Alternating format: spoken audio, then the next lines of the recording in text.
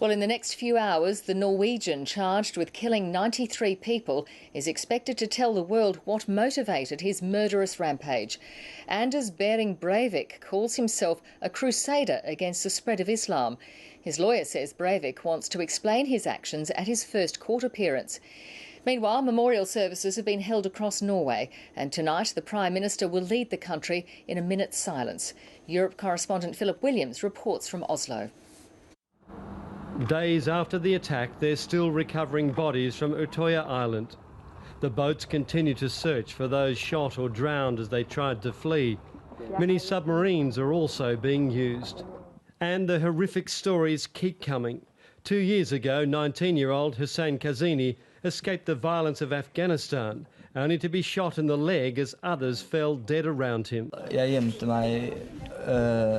I hid under a bench in the forest, he said. All of a sudden I realised the ground was all red around me. I got really scared. Adrian Prakon counts himself amongst the lucky ones. He pretended he was dead after being shot in the shoulder. This grainy photo records the exact moment. When people ran from him, he just walked after them. He didn't run. He walked slowly, approached, because he thought that you may run, but you can't hide. I will find you, I will kill you. And so he yelled that this is the day you are going to die. More details are emerging about Breivik. This is believed to be his 1,500-page manifesto put on the internet just before the first attack, where he talks of war against Islam. What he said is that he wanted a change of society, and that this, in his view, in his head, must happen through a revolution.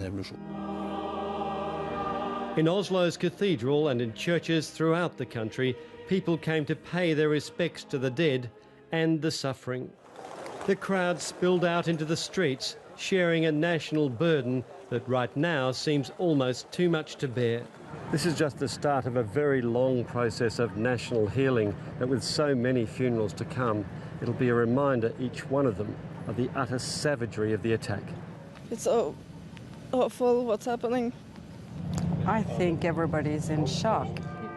Now, the first of many court appearances, many Norwegians hoping Breivik will be denied a public platform to justify mass murder. Philip Williams, ABC News, Oslo.